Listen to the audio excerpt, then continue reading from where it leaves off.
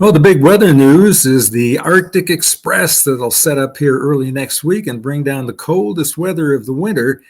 And that cold air is going to stick around for a while. By the way, I am Bill Steffen. Let's take a look right now at an interesting map. This is the GFS model for January the 25th. Now, keep in mind, it's a long ways off. It'll probably change. The next map will probably show it's sunny. But I just wanted to show you some of the things that we look at here. What you're looking at is a surface weather map, the low pressure system, pretty good one over Lake Erie. And behind it, we're getting a pretty gusty north-northeast wind. And it's probably snowing pretty good here. This is a decent snowstorm if this were to be the final outcome.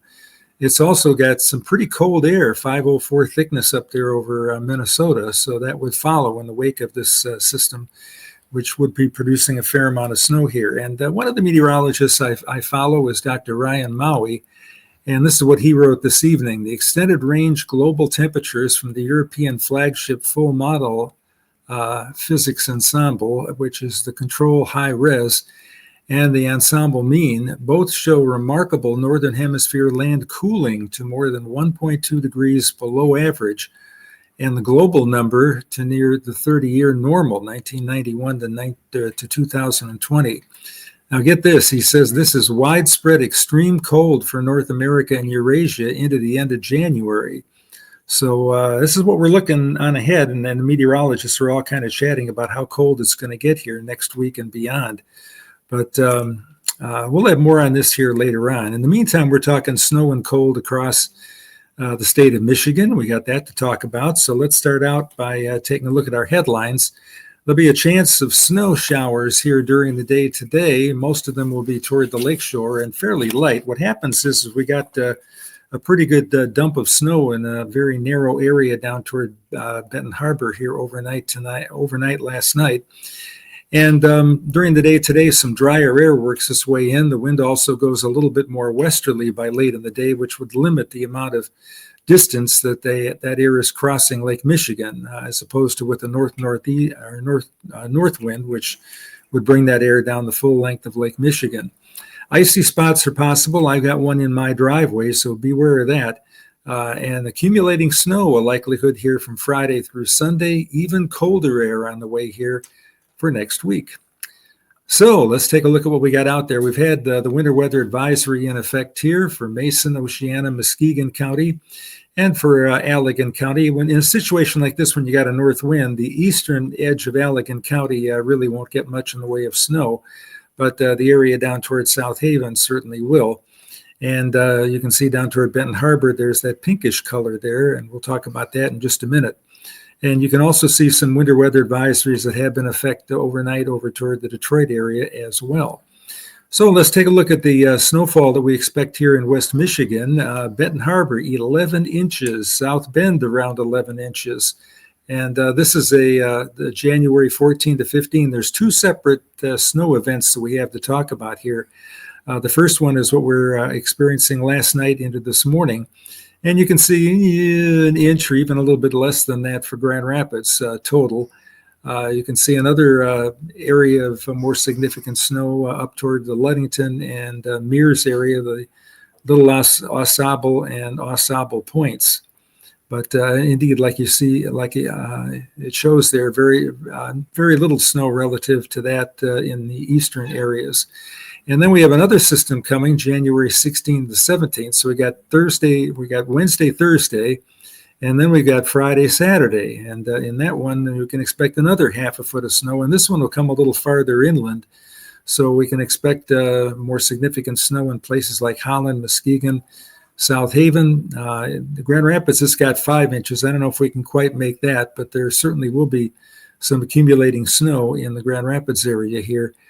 From the system that'll be affecting us here Friday night into the day on Saturday. All right, let's go on and take a look at the winter storm warning, which has been in effect for Benton Harbor, Berrien County, western Cass County. There hasn't been much snow in eastern Cass County. We issued these warnings based by each county, and like I've said before a number of times, if you have a tornado warning for one county, that doesn't mean that every person in the county is going to get a tornado. There might be one tornado going through through the county, and that would affect, a small percentage of the people in the county. Same thing with these winter storm warnings that are caused by lake effect. You have one band coming in that produces some heavy snow, and much of the rest of the county may not see quite that much, but up to a foot of snow in the areas here in pink, which would be Berrien and Cass County in Michigan, and then we have LaPorte, St. Joseph, Stark, and Marshall counties down in Indiana. Okay, we're going to talk about Detroit a little bit. Detroit's already pretty much had their snow. We've had reports of 4.2 inches in Ann Arbor. We've got 5 inches around the Milford area. Already they've had several inches of snow up there toward Bad Axe, and that's where the snow will occur today. Let's go to the next slide, and I'll show you the snow totals for the day today. Less than an inch of additional snow for Ann Arbor, but keep in mind that they've had 4 to 5 inches of snow, and roads over there are going to be snow covered and slippery during the morning. An additional 2 to 6 inches of snow is likely up there in the thumb area here during the day today. So if you're traveling toward that area, beware of the fact there will be some slippery roads. And now let's take a look at the northern part of the lower peninsula. We've got winter weather advisories in effect for Leelanau, Benzie, Traverse, Manistee, Cadillac, and Wexford County, and also over toward Rogers City and Alpena. They're getting a little bit of lake effect generated by Lake Huron there. And I think we have another graphic here to show you snowfall amounts there. If you take a look at the key off to the side, a couple inches of snow on the day-to-day Rogers City and Alpena. You can see one band of snow coming off of Traverse Bay, generally the west arm, and some snow along the lakeshore there over toward the Frankfort area could total 3 to 4 inches. Much of the inland areas are just in that first category of trace to around an inch or so. So if you're traveling up 75, you should be able to get up through there just fine. Okay, the 66-hour snowfall map. And again, this is 3 days worth, so this is going to include the Friday night, and Saturday snows. And you can see these are lake enhanced. There's snow on the other side of the lake in Wisconsin and Minnesota. But the heavier snow will be to the southeast of the Great Lakes here, where they will continue to see significant snowfall. Let's zoom in a little bit and show you the snowfall here in Michigan. The area again across parts of upper Michigan and also in lower Michigan. You can see right along the lakeshore picking up the more significant snow. Now we'll go to the next slide and be able to show you what we expect here for Grand Rapids. The most likely snowfall amount here over the next, this is just the next 36 hours, would be around an inch. And really no chance of any real heavy snow here for the next 36 hours. The low end to nothing, and the high end just an inch. But take a look at Benton Harbor, and this counts the snow from last night and the snow that's falling during the day today. When we go to the next slide, we'll show you what they expect down there. Expected snow about 11 to 12 inches, and against that snowfall, so it would kind of compact a little bit. There may be 8 or 9 inches of new snow on the ground, but 100% chance of an inch of snow. And by the time we get up to 12 inches again, that's the total for the 36-hour period here through the day today into this evening. All right, let's go on and take a look at some other interesting information. You know, we're going to look through the climate book and see January 14th, which was yesterday, Wednesday. And these are the high temperatures that go into the record book, the climate book. Yeah, South Haven, 43, Battle Creek, 42, Grand Rapids, and even 40. Yeah, it must have been a pretty nice day, huh? But the story that's not being told by those numbers is the fact that these high temperatures occurred shortly after midnight. The temperature was down below freezing by daybreak, and in the afternoon, when you'd expect the high temperature, we had temperatures here in the low 20s. So it's this is kind of a misleading number. Mackinac Island at midnight was 34 degrees, and by mid-afternoon, they were down in the teens with wind chills below zero. And speaking of below zero, look at Arctic Village, Alaska. The high temperature there yesterday was 44 below zero, and their low temperature was 58 below zero. That's the second day in a row we've had a minus 58 temperature. The town of Bettles had a high temperature of minus 50, their high temperature, and a low of minus 52.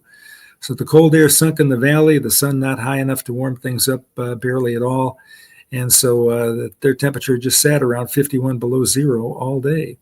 And by the way, as I mentioned yesterday in Fairbanks, Alaska, this is the longest stretch of 40 below temperatures that they have had in 55 years. So it's really been cold up there this winter up in Alaska. Sunrise 8:10, sunset 5:33, giving us 9 hours and 23 minutes of daylight. Season snowfall now at 34.4 in Grand Rapids, and that's pretty close to average for this time of year. Average high and low now 31 and 18, record high temperature 57 and 1949, and the record low minus 15 in the very cold winter of 71, 72. South Haven Channel showed the spray coming over the pier there, which is kind of interesting. They had wind gusts with generally up around 40 miles an hour along the lakeshore and 35 to 40 miles an hour in inland areas. So it was interesting. Okay, this is an interesting picture too. This is the Holland Beach yesterday. And we have, again, a little bit of a standing seiche in effect. A seiche occurs when the strong winds blow the water toward one end of the lake, or as you can see right here, that where the water has come inland quite a bit from where it normally is, probably about 75 feet maybe. And that wind will only ease back a little bit during the day today. Northwest winds 15 to 30 knots at the lake, waves 4 to 7 feet. The water temperature at the Holland Channel, which was up at 35, fell 1.2 degrees yesterday, down to 34.3. So interesting. Okay, up next, today's forecast, a whopping 22, 9 degrees colder than average today. Low temperature at 13. There'll be a chance of snow, especially in the lakeshore counties. But again, we're not anticipating a whole lot of snow on the day today. Humidity falls to 60%. Winds inland, northwest to west, northwest in the morning, west in the late afternoon, 10 to 15 miles an hour. And at the lakeshore, more like 15 to 25 miles an hour. All right, high temperatures on the day today. We got a lot of low to mid 20s. Average high temperatures are low to mid 30s across the area. Pretty cold in the center and northeastern part of the state. You can see the high temperature there expected to only be around 12 or 13 up around Gaylord and Grayling, and about 17 in Houghton Lake. And then we go on to the day on Thursday, this is Thursday along the lakeshore, up in the UP.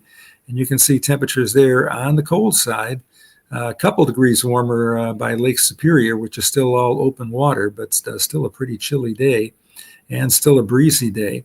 Now we'll go on to Friday, and as you can see, we're a couple degrees warmer, could reach freezing over parts of West Michigan here, mid-30s throughout lower Michigan or along the lakeshore there, 27 for Houghton Lake. And if we go to the UP, we'll show you the temperatures there are going to be generally in the 20s. Not a bad day to be out and about.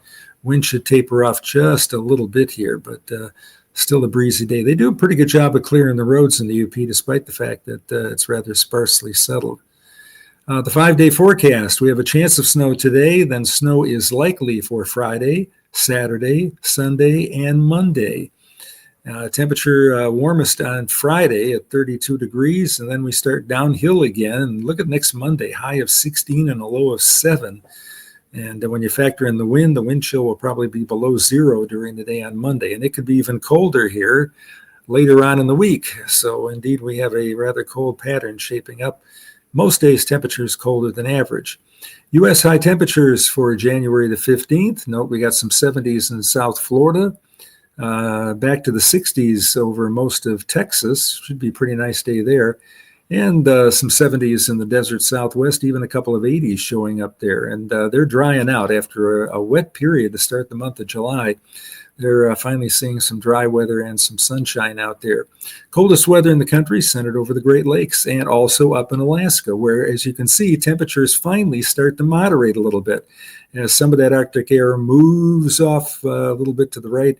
and starts to slide down a little bit closer to the contiguous 48 states.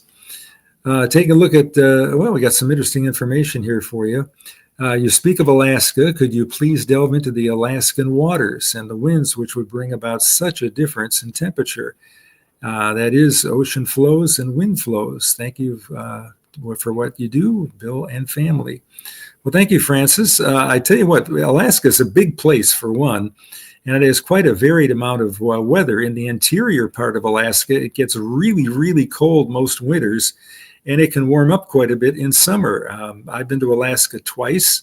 We were there on a day in Fairbanks where temperatures were in the mid to upper 70s. People were in sweat shirts and t-shirts and whatnot, and it was not really cold at all. It was pretty nice. And then so you got a wide range of temperature there. They've actually had temperatures close to 100. In fact, I think the record for Alaska at Fort Yukon is 100 degrees. So it can get hot in Alaska.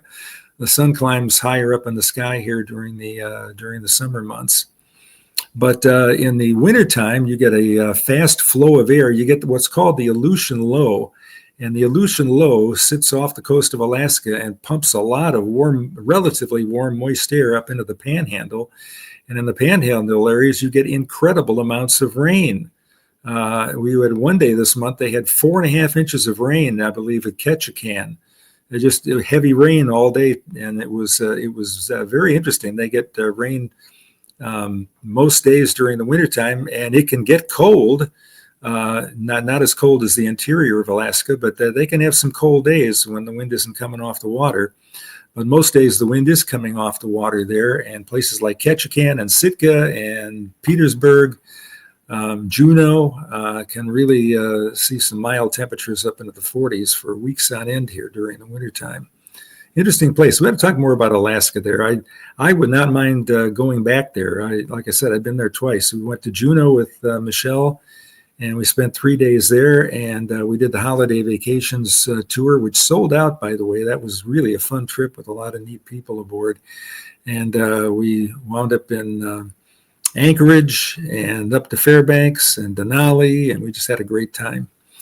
Okay, let's go on to the next one there, the 8 to 14 day outlook. And every one of these maps that I've been showing over the last several days has shown the blue area expanding, which is the colder than average temperatures, and the color getting darker blue. So they're more and more convinced the fact that it's going to get really cold here. And you can see Michigan, Wisconsin, Minnesota with the apex of that cold. And you can see it warming up in Alaska finally. And boy, they deserve it there.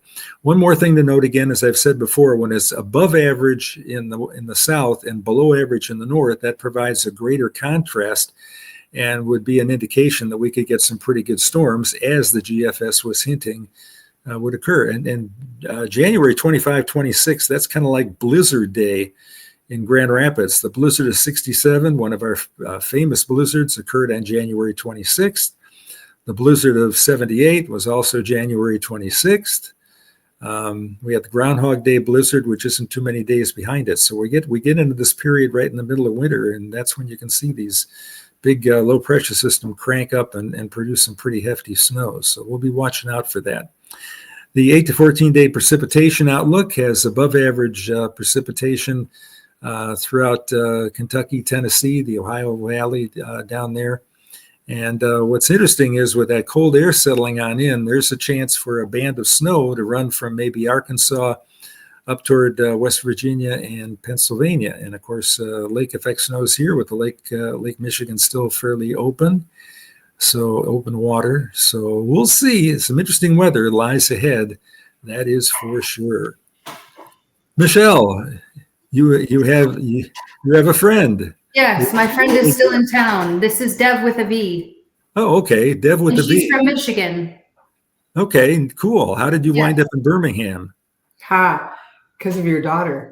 She flew down here to take care of me. She's a dear friend. Well, I called her up and I said, I'm sick. I need some help. And she dropped everything and flew down here.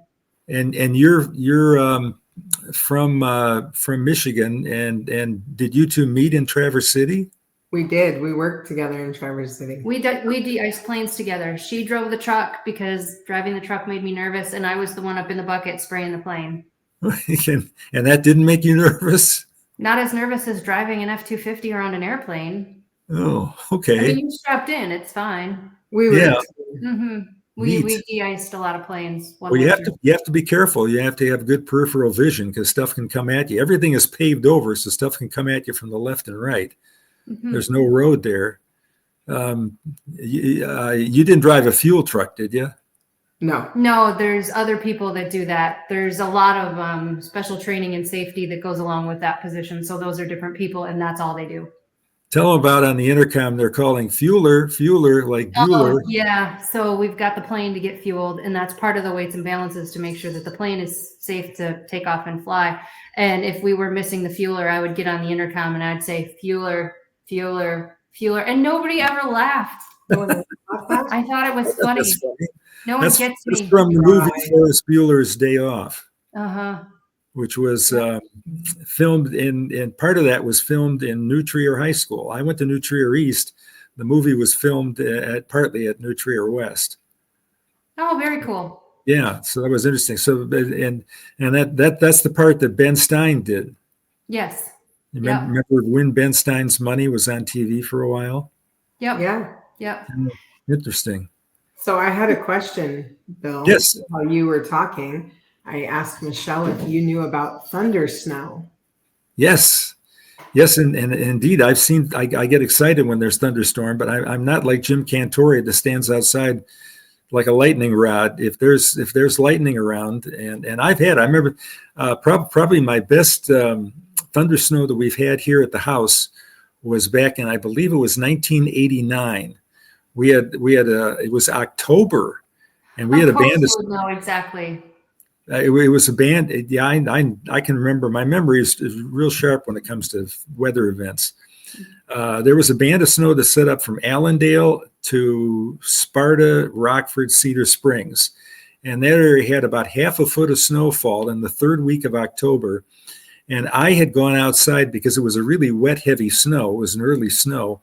And I was out there with a hockey stick trying to bang the snow off the bushes, to make sure that they didn't, snap off. And we had this big flash of lightning, and I went, ooh, I don't know.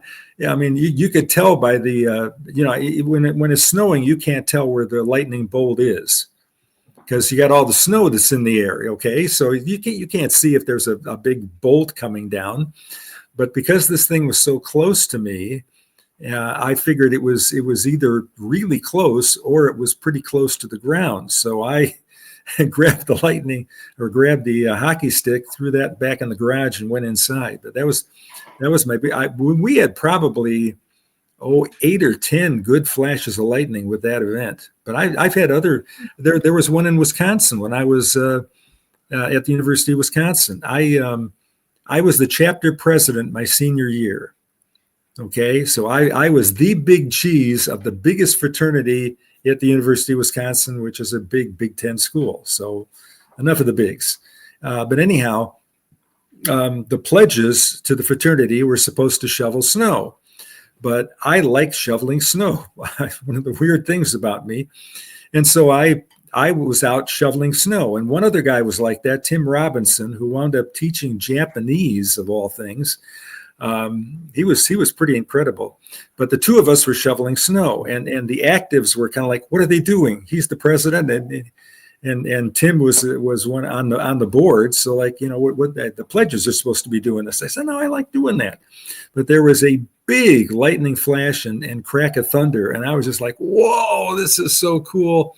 So I stopped and I went and I sat on the porch. I got a chair and I just sat out there and watch the snow go by. So that was one of my fun weather events. And I was at the University of Wisconsin from 69 to 74. So to explain it for the rest of you, it was the Evans Scholars, and they were a bunch of geniuses in a fraternity called the Evans Scholars. They were not partiers. They were a bunch of academics, and they've all gone on and done some really cool things. He tells me what they're all doing right now. We partied a little bit, okay? But yeah, we were not a Greek. We were like a Greek letter fraternity. The whole structure, everything. We competed in, yell like hell and homecoming float, and we did all the stuff that they did. But we were a scholarship fraternity, and we would traditionally have the highest grade point of Yeah, any. no kidding. Yeah, and we had some fun times, but no, we were not Sigma Chi. We were we studied some, yes, indeed. And then that was my ticket to get to be on TV. I needed a degree in meteorology, and that meant you needed 3 semesters of calculus, plus differential equations, plus a year's worth of physics, which was physics for meteorology majors and physics majors. And it was not an easy curriculum. And the Evans Scholars thought enough of you that they let you go out of state to Wisconsin, even though Illinois would have been less. Right. I Meteorology program. really put the argument on that I should go up to Wisconsin, and I did, and got myself a nice job in Grand Rapids, and decided to stay here. And I have been a member of the Par Club, which you get this ticket that goes on your golf bag that says Par Club, and everybody thinks you've broken par. And I said, well, I did that once for 1 hole, but not forever for 18 holes, not by a long shot. But Par Club means you've donated a certain amount of money back to the Evans Scholarship Program.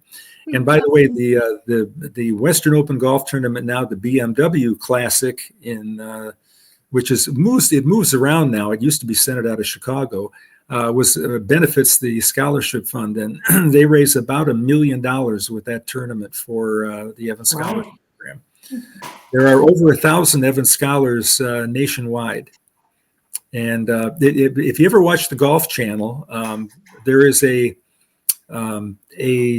hour-long special that they run once in a great while on caddying. It's narrated by Bill Murray. And it talks about the Evans Scholar Program. Very cool. Yeah. So interesting. If anybody's an old guy like me, you might remember the guy that was the MC or the host of the dating game. And I forget his name all of a sudden, but he was an Evans Scholar. So I give to SMU Law School. They let me in their law school, and they charged me very little, so I'm happy to give back. Yeah, you have a stone there somewhere with your name on it. Yes, we do, and we're dorks. We take our picture by our brick, which is very close to the George Bush Presidential Museum. It's true. So surely within walking distance, yeah. So if you ever go down to the SMU campus or the Bush Presidential Library there, or whatever it is a library, right? Or it's a museum. I guess it's a museum. Library, yeah. Yeah. So look for Michelle's stone down there. Yes. So, neat. So did you make it to Ketchikan on your guided tour of Alaska? I did not, and I would like to do that. I think that would be incredible to see a day where it just rained. It can rain there for 4 or 5 days straight without stopping. So you had two very different trips. The trip with Holiday Vacations was very much a guided tour. They took care of everything. You didn't worry about a thing. And the trip with me was very much do it yourself. We were like finding public buses, and it's a do it yourself, save some money, good time. Right. You are an amazing host though for a tour. I mean, if you ever want to do a second tour, call Holiday Vacations and become a host for these tours, because you would be awesome at that. And help them all find the bus. Yes, that was the one in Israel where we kept losing people. Yes, that was not a Holiday Vacations tour. Okay, Holiday Vacations does not lose. I didn't have a phone or enough money for a taxi home from Jerusalem back to Tel Aviv. So if anything happened, we were just like, and the weatherman was never heard from again, is what was going to happen. Isn't that amazing? At least the weather's nice there. Yes, but we've taken public buses in Juneau and Fargo. You and I have. Sure. And Boston. Yes. Yeah. And we took the train down from Boston. If you go back to Alaska and you go to Ketchikan, you need to go to Sitka as well. Yes, Sitka, Petersburg. What else is there? Klawak. Klawak yesterday was 49 degrees. At the same time, it was 50 below zero for a high temperature. So that was a 99-degree difference in high temperatures in the middle of winter. People never used to believe me when I lived there that I would walk my dog in wool socks, Birkenstocks, shorts, and a sweatshirt. Yeah. Always said, it's cold in Alaska. And I said, not where I live. Yeah. Oh, you can get, when you get a really good push of warm air, one of those atmospheric rivers. The air starts in Hawaii and it just races up to Alaska. You're gonna have temperatures 55 to 60 in the middle of the night. So yeah, it's pretty crazy. But yeah, I would like to do that again. And I like eating fish, and so all along there, when I went on my trip there you get these really fresh salmon and halibut that come out of the ocean there. Really, really good. So when we travel, Bill and I order the same things at the meals, like 1, 2, 3 salmon dinner, 1, 2, 3 salad. It tends to be the exact same order wherever we are. I think it's genetic. We just had a great time. We were we came back, and Valdez, Alaska. There's a restaurant called the Fat Mermaid, and you could eat outside. The temperature was like in the 60s, and there was snow on all the mountains. They called the place Little Switzerland, and it looks like you were in the Alps. And that's beautiful. We went whale sighting, and we had a whale come up right up next to the boat. It was really cool. Cool. Yeah, that was part of the holiday vacations trip. So if you take that trip with holiday vacations, you start in Anchorage, and then you go north, and then you circle around again. So it was really a neat trip. We saw moose, I think, 4 times. Oh, very cool. Well, if you want to see a moose, you can just go find Mom. Right. To clarify, that's their nickname for each other. They call each other Moose. There's a story behind it. We never had Santa Claus growing up. We had Santa Moose. So the moose thing is not derogatory. That's their names for each other. Right, and that goes back to a Swedish line that my wife is half Swedish, so she threw a Swedish line on me, and it was "Joel Skardin" means Sudmoose, and Sudmoose, I get sweet moose. What did you call me? Sudmoose is sweetheart in Swedish. And a nickname was born. Yeah, but Did you buy her? One side of my wife's family is entirely Swedish, very Swedish. To answer your question, yes, there's moose. Yeah, the other side is either German or Polish, depending on when you draw. When the border was drawn, it would kind of go back and forth between Germany and Poland. So, and if you want a winner of a Christmas gift, you just get them something with a moose on it. Not that that's what I'm bringing you from Finland with the gifts I still haven't gotten you yet because I got sick and didn't come up for Christmas. Definitely not bringing you something with a moose on it from Finland. And I should come down there at some point in time. Next week would probably be a good week for that if we can. We've had a number of doctor appointments, and today we had a cat appointment. Yeah. So, I told her when you gave your report of Northern Michigan that I was going to stay another week because the weather's supposed to get worse. Yeah, well, it's all relative. Worse to one person is great to another person. Every time the weather gets bad, YouTube ups us in the algorithms. Yeah, that's right. You need nasty weather, but snowmobilers are going to love it. I'll tell you an interesting story. We had a really intense line of thunderstorms that went through the entire area from northwest to southeast on a Thursday night. Okay, and this was back when we were at WZZM, and the 2 programs that were on the air while this was coming through were Friends and ER, and they were the number 1 and the number 2 shows that we had on NBC. And the news director at the time, this line of thunderstorms was technically not severe. To be a severe thunderstorm, you have to have 58-mile-an-hour winds, 1-inch diameter hail, or tornado, essentially. This line of storms had really vivid lightning. I mean, it was and it was loud thunder. I mean, it was just really scary. And it had generally winds about 45 miles an hour. So it wasn't quite up to severe limits. And we had some hail, but it wasn't 1 inch in diameter. So technically it wasn't even severe. So we didn't have to be interrupting it. But the news director felt that this was crazy enough that we just went wall to wall and blew right through Friends and ER. And I kept thinking, oh my goodness, we are going to have to answer 4 million emails from people interrupting their Thursday night shows. Well, not everything was on demand back then. Well, yeah, and what was interesting was we got the ratings back. This thing happened to be during a rating period, and the Mhm. ratings were like 2.5 times what we normally had for Friends in ER, which meant that more than half of the people watching TV weren't there to see the show. They were there to find out about the weather. So And Friends, that was NBC. So that was while you were at Wood. yes, that was what we were at Wood. Not ZZM, it was Wood. And I had just gone over there, and Craig and I filled the most of a 2-hour thing at the behest of the news director, who was smart enough to realize that we were going to have, a huge audience. The problem is we cancel it. We don't do the commercials. We just stay on the air during when we're doing live weather like this. Mhm. So we wound up losing a whole bunch of money with the biggest audience we've ever had. Sort of.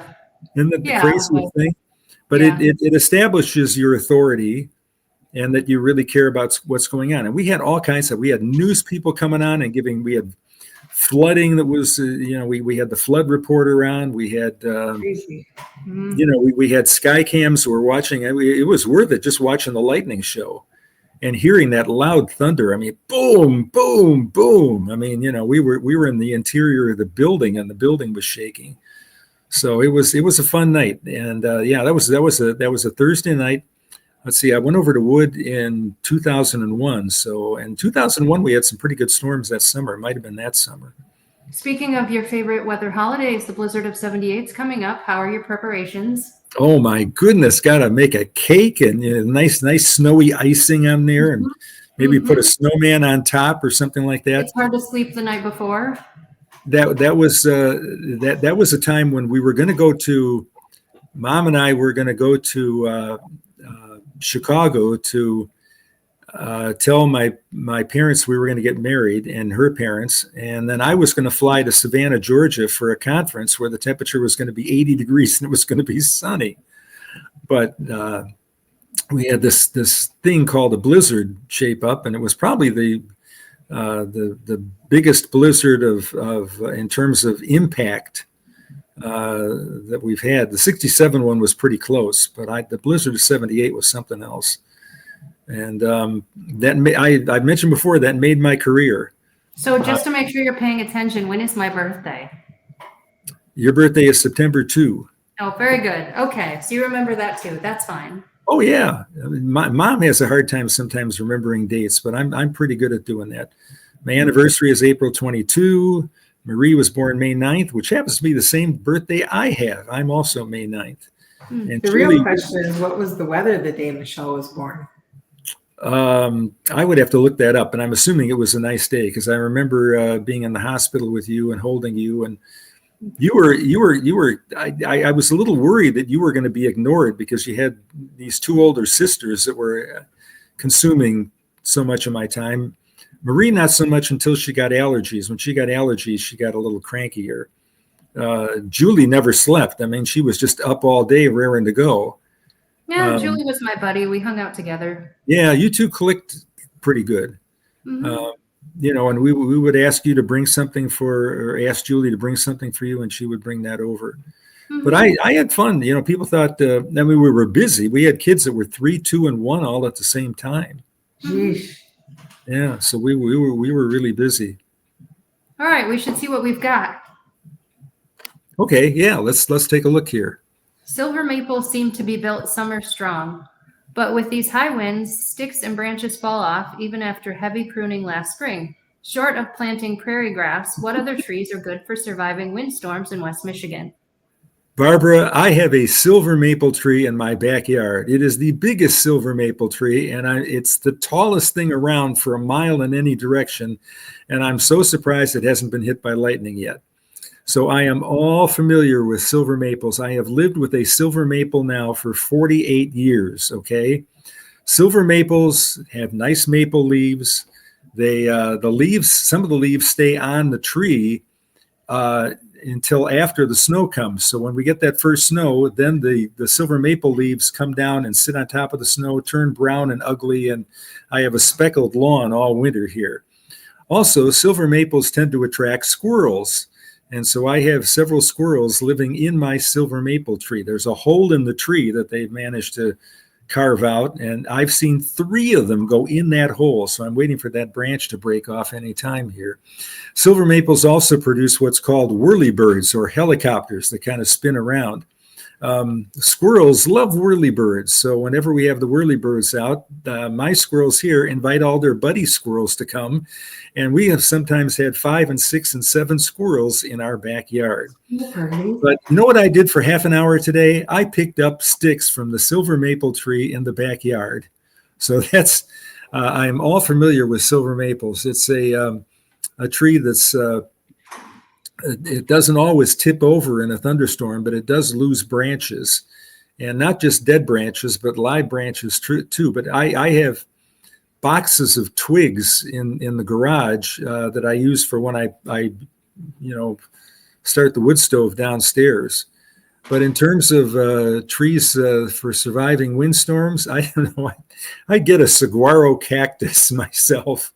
I just first of all, you don't get many storms in the desert. It's a desert. It doesn't rain much there. And second of all, you don't have a lot of leaves there. But in terms of, I don't know, I would probably defer to Rick Weist. If you want to find Rick Weist, he's like the expert when it comes to giving you experts. He's on the radio, wood radio, on Saturday mornings or Sunday evenings. And that would be a good question for him. Which ones are there? And short of planting prairie grass, I haven't come to that yet, but I have spent many an hour picking up sticks in the backyard. His daughter was in my class in 9th grade. I think her name was Angie. Yes, Angie Weist, who was a producer at Wood Radio for a long time. Oh, no I don't kidding. know that she lives in the Grand Rapids area yet, but Rick is an extremely knowledgeable person. If you're looking for some advice, Weist or whatever, advice. It's also really funny. He can give you a run for your money on the puns. Oh, he's amazing on the puns. Thank you very much and all that. Yeah, but he can probably do more with the trees there than I would. But silver maple is a tree where you lose a lot of twigs and branches, and I've got a lot of little kindling for the fire pit and for the wood stove from that silver maple tree. Okay. On this day in 2012, Michigan got its first female Michigan State Police chief.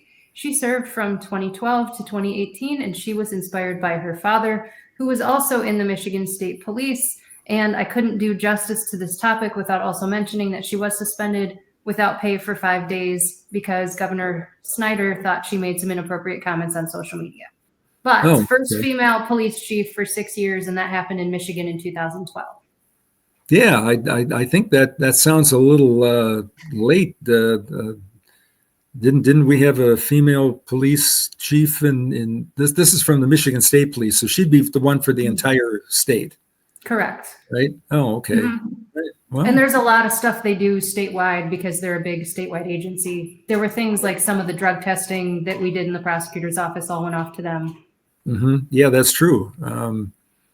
But yeah, Michigan State Police are pretty prominent when it comes to weather too. They give us a lot of good information on roads and where there's accidents and all of that. So we get a lot of good information from them. Mm-hmm. Okay, the first all-woman jury in Flint, January 15, 1919. So there were 2 previous male juries. So this case was tried twice in front of all male juries, and they both hung. They couldn't decide if the defendant was guilty or innocent. So the prosecutor and the defense said, well, let's leave it up to women. And they agreed to have an all-woman jury. And the defendant was quickly found guilty of intoxication, sentenced to 16 days in jail in order to pay a fine. So women got it done, 1919. Why did the defense attorney agree to that? Yeah, I was going to say, couldn't they sue for discrimination for on both sides? Mm-hmm. Yeah, I guess in 1919 it was all right, but yeah, only women on the jury. I've been on a jury a couple of times, and there were women on the juries. I don't think I ever had one that was all one gender, and for misdemeanors it was only 6, but I don't think that ever happened. Yeah, interesting. 60 days in jail and a $50 fine. So $50 is not really a hefty fine. I had one time where the court didn't call enough jurors, and we couldn't seat a jury because by the time you question them and get rid of the ones that aren't eligible for various reasons, we just didn't have enough. So what did they do? Push the case off to next month. Oh, okay. Yeah, interesting. Recruit more people. Yeah, call more people next time. Yeah, well, it's Benzie County, you know. How many people would be in a jury pool in Benzie County? Mm-hmm. 12? Yeah. Yeah, I mean, that was about what showed up that day. Well, so they would schedule a few cases on the docket, and the first one on the list would go to jury trial. So the one that was the first on the list, we excused too many people and we couldn't get the case to happen. The next case, I had an expert coming from the Michigan State Police to talk about a chemical test result. Mm-hmm. And they were hard to get. If you had the Michigan State Police expert, you couldn't just say, sorry, the jury didn't show up. We can't do this. You're going to have to come back. That wouldn't have worked. So I kept people on the jury that I would have otherwise asked the court to excuse just so that we could make the trial happen. So we ended up trying that case that day because I needed that expert to only have to come once. And it worked out. Right. But yeah, you do what you got to do. Sometimes it's practical. I testified for 2 days in a case up in Traverse City, which was very interesting. That was the Manitou Islands case where the government was seizing the Manitou Islands for the national lakeshore there, seashore. Mm-hmm. And they were fighting over how much money to pay the charities that owned the island. Mm-hmm. So they found out that much of the island would be most valuable growing cherries. And so they had to determine the value of the cherry crop. And part of that was based upon the weather. What would the weather be like out over there? And I testified, golly, for 2 hours one day and 2 hours the next day. Was the lawyer from Grand Rapids? Like, why in the world would they have chosen you for a case in Traverse City? Dale Rhodes was an attorney here in the Grand Rapids area, and he just picked me as an expert witness. So I drove up there and was up What's there. The last name? Rhodes? Yeah, Rhodes. As Dale in Rhodes Rhodes. McKee, if I know my law firms? Yes. Yeah. And it was very interesting. The other side, I was on Dale's side, and Dale was on the side of the charities. And the other side was the government, and the government kept making me an expert on things that I should not have been an expert on. Yikes! You know, which was interesting. They went to school to study soils and stuff like that. Well, I'm not an expert on soils. I mean, I can tell you a little bit about it, but I think everybody was trying to. Nobody hated anybody in that case. We were trying to decide a fair amount to pay the charities at the time, and everybody kind of got along. There was a 3-judge panel, not just one judge. So was it a trial or was it arbitration? It finally went to some kind of arbitration of some kind here, but the trial went on for a long time. I mean, the lawyers made a lot of money. There's like an informal evaluation process where you kind of like present all the evidence to a panel and they'll tell you what the case is worth. Right. And they arrived at a figure that was in between what both sides had in mind. And everybody got along fine, and it was a good way to decide how to do that. But I think it was North Manitou Island. It was willed to a bunch of charities from William Angel, who was the head of Continental Motors. Lincoln Continental fame. I think we still have Continentals, don't we? I think we do. Interesting. All right. Well, that was a nice tangent we got off on.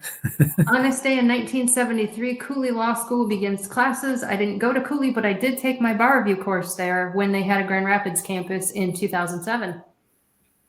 Yeah. What's happened to that? Is that still there? It was one of the biggest law firms in the country, right? Or schools? Yeah, they consolidated. They peaked at 3,900 students in 2010, which was only a couple years after I graduated. So I went to law school right at the peak of Cooley. And then They had a Grand Rapids campus and several others. They currently have 420 students, the campus in Lansing and the campus in Florida. Oh, okay. All right. Mm-hmm. The campus in Grand Rapids was really nice. It was a nice modern building. They had technology. It was a lovely place to take the bar. I know. We would call on Cooley for legal advice or an expert to be on TV. Mm-hmm. Yeah, interesting. Do you remember the legislative corruption of 1993? 1993. I remember the superstorm of 1993 that went up the East Coast. But you don't remember this because it wasn't a weather event? Yeah, pretty much. I was Senior 11. graduated from high Well, school. let me read this a second here. All right? You can read along, whatever. Employees and other people associated with the Michigan House Fiscal Agency. They gave themselves over $2 million in reimbursements for personal expenses. They were making up fraudulent contracts. 10 people were charged, some people from the office, but also a state representative from Iron River who ended up pleading guilty and resigned as part of the deal. Wow. Yeah. There's a lot of wild stuff in Michigan state legislative stuff now that we've been doing this show and I've been reading about it. Like, wow. If any of these people moved to Minnesota, just kidding. Just kidding. Wow. Oh, well, Alex is going to edit No, I that don't comment out remember this. later. Was the state representative was from Iron River up in the UP. Mm-hmm. Interesting. Mm-hmm. And he pleaded guilty. So Yeah. did you remember what his punishment was or anything like that? No, just lots of felony charges. Wow. I mean, and 10 people were charged. That's a pretty good bunch. Mm-hmm. Wow. Yep. Interesting. Okay, what about the Boston molasses flood? Oh, I think I remember this. Yeah. Storage tank burst to contain 2.3 million gallons of molasses. A wave of molasses rushed through the streets at 35 miles an hour. Holy cow. Yeah, this was awesome. Or awful. 21 fatalities. Yeah, and And people it got was stuck bad, in the but- molasses because it was January and the molasses cooled down. But 35 miles an hour, it wasn't going very slow then. That's so slower than molasses wasn't a true guess speed. so. was it? Mm-hmm. Yeah, slower than molasses in January. I guess that's not true. Mm-hmm. They must keep it heated or something. Question, why would Alex. they have a tank of 2.3 million gallons of molasses? Here's the Because they tank. were Hi, making some everyone. big This is, pancakes. Hey, Alex.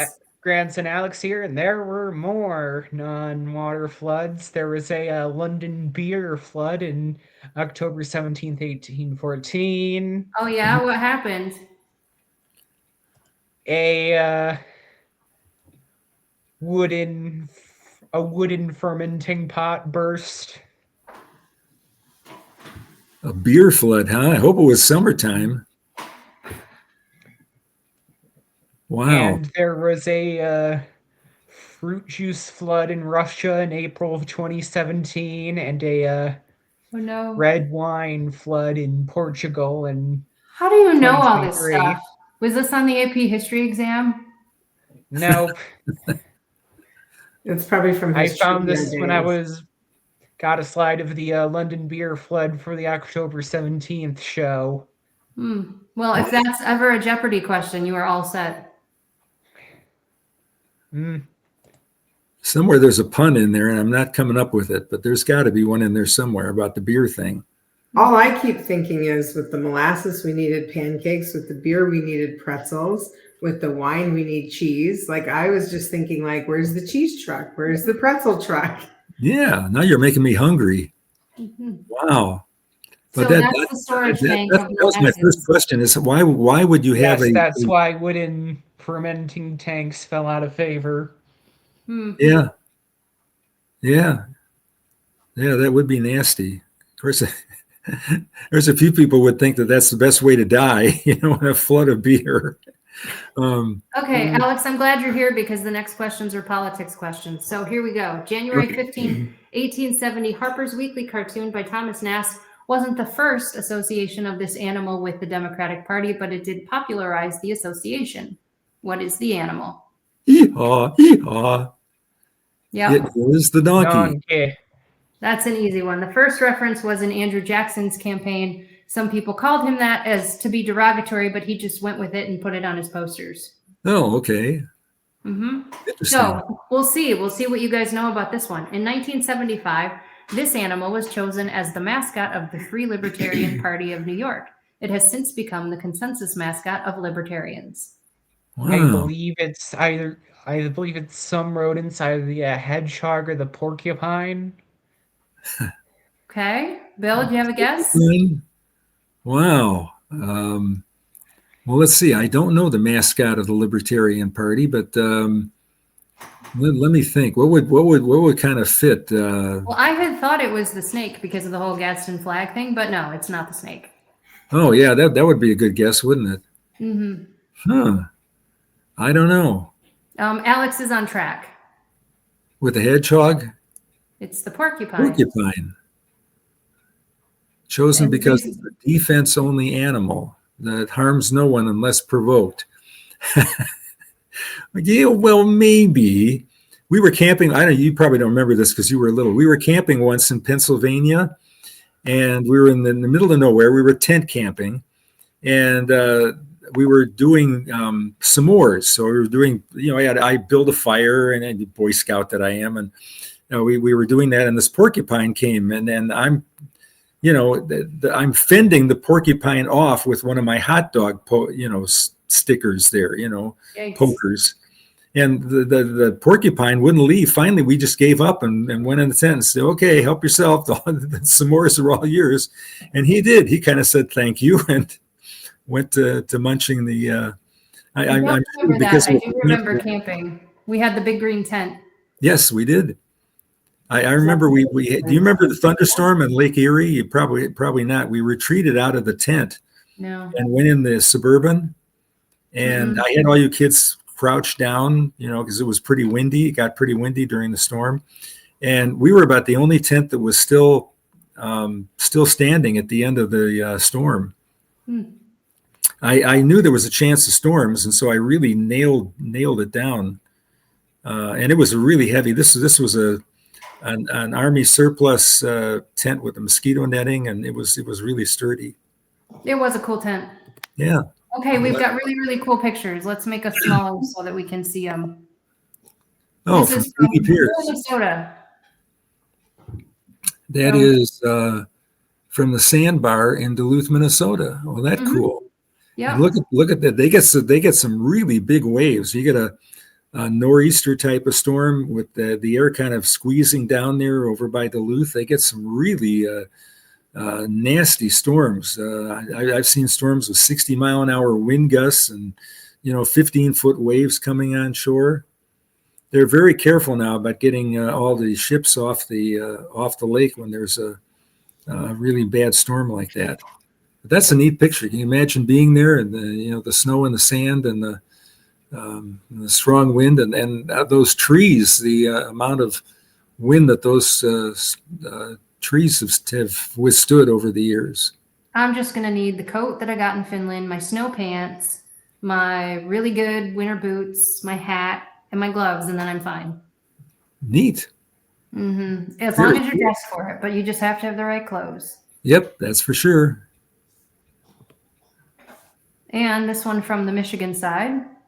Highway from 64 into the Porcupine Mountains, and then that does look like it almost looks like Vermont. That's a pretty decent sized hill there. Yeah, aren't they pretty? And we've got the water, the road right by the water there, which is really kind of cool. Temperature would have been well below freezing because the friction of the car tires isn't melting any of the snow on the highway there. So it had to have been, probably 25 or colder. Mm. And Keely, thank you for giving us a reason to use the Minnesota map. We paid for it, so I'm very happy we got to use it. That's right. We've got birch tree over there on the left with the white bark. Really cool. Mm-hmm.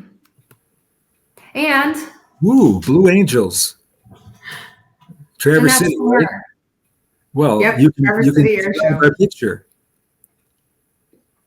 Mm-hmm. And they look so close together. They're really not, but like from your vantage point, they look so close. They do, and when I first looked at that for a very split second, it looked like it was some kind of creature, with a And you can zillion go legs or something. so many places all over the Traverse area and have a good view of the show. You don't have to be right downtown because they go so far out to fly back around. It's really, really cool. And Do they they are do that every year Mhm. Very cool. and land at Traverse City Airport? Yes. Okay. They say to really watch out for traffic accidents while the show's going on because no one's paying attention to the road. Oh yeah, I bet. Mm-hmm. Well, I've seen the Blue Angels, and I said I saw them down in when they were practicing down in Pensacola, Eglin Air Force Base, and that area down there.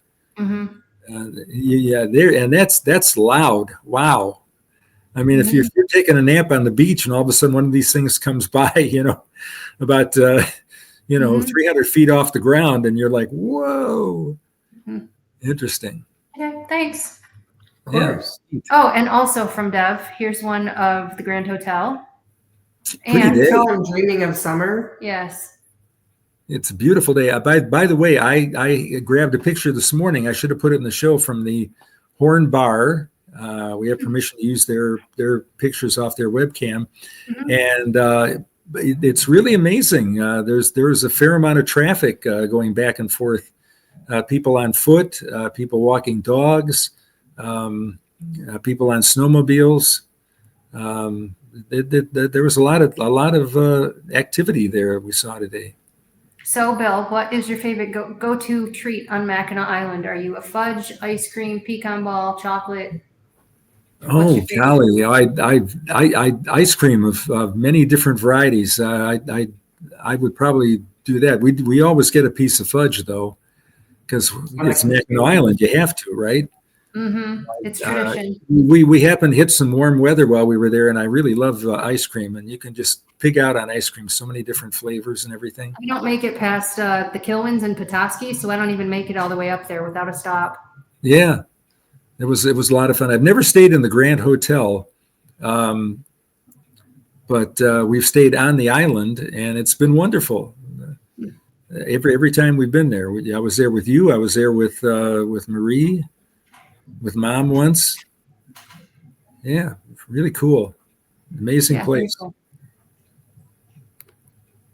And John Scully showing us the winter in Muskegon.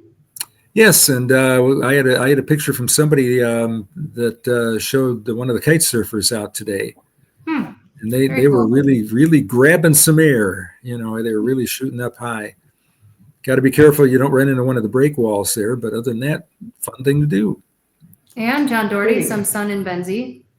And once again, we've got that 5-minute window there where the sun is shining underneath the clouds and illuminating the bottom of the clouds in that reddish or orangish color there, kind of a salmon color. Really pretty. You can see the deciduous trees all bare, no leaves, and the conifer trees with their needles showing up solid there in the pic. Really nice. Of all the places I've lived, in terms of both landscape and things to do, Beulah was definitely one of my favorites. Mm-hmm. Yeah, that whole area. Benzie is one of the smallest counties in Michigan, one of the least populated. Smallest by land size, smallest in Michigan. When I was there, we had one stoplight. Wow. One stoplight. And Mhm. now they've Things are doubled the pretty amount of stoplights. Mhm. Wow. Yeah, and the one judge, when we had jury trials, would give the jurors instructions on where they could go for lunch as if they didn't all know, because there was one stoplight in the whole county and all the people on the jury were residents. And she would give them very long instructions about there's this restaurant here and this restaurant there. And like, every single one of these people can tell you this, but thank you. Yeah. And of course, Shanty Creek is up there. So I think your it's Antrim businesses in County. Tennessee. Yeah. Yeah. Interesting. And you've been Grants skiing. and Alich chiming in once again. The two smallest counties in the U.S. are Loving County, Texas, and Kalawao County, Hawaii. Each have under 100 people. Yep. I remember Loving, Texas was about 99. And it's really interesting because, I mean, you don't really have to convince too many people if you want to be the mayor. Yeah. Alex, do you know By the the way, largest? Kalawao might have recently passed under it. Apparently, it's a former leper colony. Yes, and there was some religious cult that was having their members move into Loving County that they wanted to take it over. That never happened, but I remember that episode once. Loving And County is also- over toward El Paso. I believe, yep. So And west. also, we've just clocked in as past the Thanksgiving special as the longest show to date. Wow. Woo! Well, Wow. we're having fun. I haven't talked to Dad as much as I have lately, so I'm Yeah, glad that's I'm right. here. Yeah. Yeah, we got Dev here too. So we've got and Alex on here. Is this the first time we've had 4 people on the? I think so. Yeah. Well, we did earlier in the week when we had that episode. I was on and Alex was on. And, Yeah. Yeah. Alex, do you know the largest county in the U.S. in the lower 48 by land size? By land size, I think the definition gets kind of weird because Alaska and Louisiana technically don't have counties. Right. That's a really good Louisiana has answer. parishes and Alaska, you have Alaska has boroughs or something. boroughs. Louisiana has parishes. But it's about the same thing. Yep, there's the clock ticking midnight. This has been a long one because I was here when it ticked 11. Let me think. There's one county that's fairly big in Nebraska. There's some big counties in Nevada. You know, I would assume that there's a big county or two in Eastern Oregon. I believe it is Apparently, it's San Bernardino County in California. Oh, yeah. Huh. I I would only have thought Nevada would have had a big counties. I only know that because I freelance write for a law firm with offices there, and it's come up in some of the writing. Oh, okay. Like, this is a super big county. There's lots of accidents. Hire a lawyer, that kind of thing. Oh, yeah. That's well. We're getting more of that. There's a fairly high percentage of media advertising is lawyers. And now we've got the five. Now most we've got a puppy. populated in the U.S. is obviously Los Angeles County. Mm-hmm. Yep, and New York is kind of split up. Yeah, it's split 5 ways. Interesting. Again, Alex, how do you know all this stuff? Why not? Well, you did Quiz Bowl, didn't you, for Mississippi? Ran the team at Ole Miss and actually managed to win the WCMU tournament in high school twice in a row. Back-to-back champs. Cool. There were a lot of teams in it, too. What's So next? everybody out there should know if they walk into a bar to play trivia night and they see Alex there, they should just turn around and walk out. Yeah. Who's on their team? Yeah. Unfortunately, Jeopardy has yet to call me back. Someday. It takes a lot. I mean, you know, they've got Ken Jennings. They can't have too much talent on at once. Well, that's true. Just keep up with the persistence. Mm-hmm. I didn't have the reaction time. When you get older, it just takes a little bit longer for the answer to pop into your head. So I mean, not that I would win. I don't know a lot about pop culture. There's not too many movies that I see or popular books that I read. But I do think part of the thing with Jeopardy's format is that you have to buzz in after the host finishes the reading question. That was Trebek in past days. Rest in peace. And now Ken. So it's a game of being able to buzz in as well as knowing the answers. Yeah. Okay, Dad, how about this? If you could be on any game show, which one would you want to be on? Well, gee, that's a good question. I don't know. I know which one you should be on. Probably at my age, something that was more luck than skill. There's a new game show called The Certainly Floor. wouldn't want to do Survivor at this point. There's a new game show called The Floor. And The Floor, you get to pick the topic that you're the expert in. And other people have to challenge you and you get to defend your topic. Oh. So you would be fantastic at The Floor and you could pick your topic to be the expert in weather. Yeah, I could if that was available. Yeah. I can sometimes run the geography categories. There's a lot of that. Alex, what would your expert topic be? U.S. history, probably. Very good. I think mine would be finding lost luggage for an airline. That's true. Yeah, lost luggage. Mm-hmm. You get to pick your topics of expertise. Like if you Google the show, people have like expertise in cartoons or types of currency or food, desserts. It's really rather interesting because it's something that makes it so that you can be the expert at what you're good at. The dinar was the currency of Yugoslavia. I know all kinds of interesting little facts. But yeah, You should apply to be on The Floor, Bill.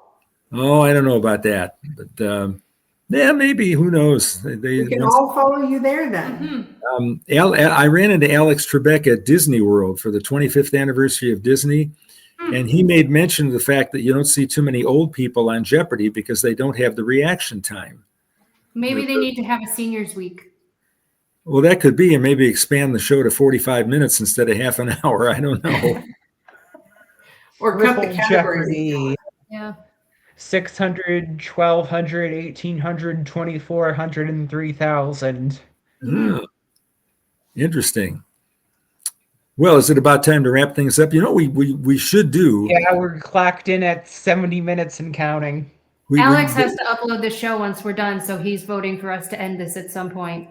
Okay, yeah, and we ought to give out some prize for somebody that's that Still watches watching us after an hour and 10 minutes. You know, send an email or something, and maybe I'll find an old Bill's blog shirt or something like that. I don't know. Do you want to? They hate to do that. I got so much stuff on my plate right now, but if any of you is still around, then we thank you for sticking around. Where are we at here? We're at an hour and 10 minutes. Wow. Mm-hmm. And a lot of people would see that total and go, okay, goodbye. That's it. But it's so nice to talk to you. I talk to you all the time anyways. We just do it on camera now. Yes, and I'm so happy that you're feeling better and able to come and do the shows again. This is day 4 in a row that's been a good day. Yay. All right. So, yes, and it's been 7 days since I was in a hospital or an ER, so we will take our wins as we get them. Sounds good to me. I think Well, things are looking up. As we wrap things up, let me tell you again, we got a cold day coming up, temperatures low 20s. Not a lot of snow today, but there will be some snow showers, mainly toward the lake, but cold, snowy patterns shaping up for us. Even colder weather to settle in next week when temperatures will be at best in the low to mid-teens a couple of days. So stay tuned. We'll be back with more tomorrow. Thanks for sticking around till the very end.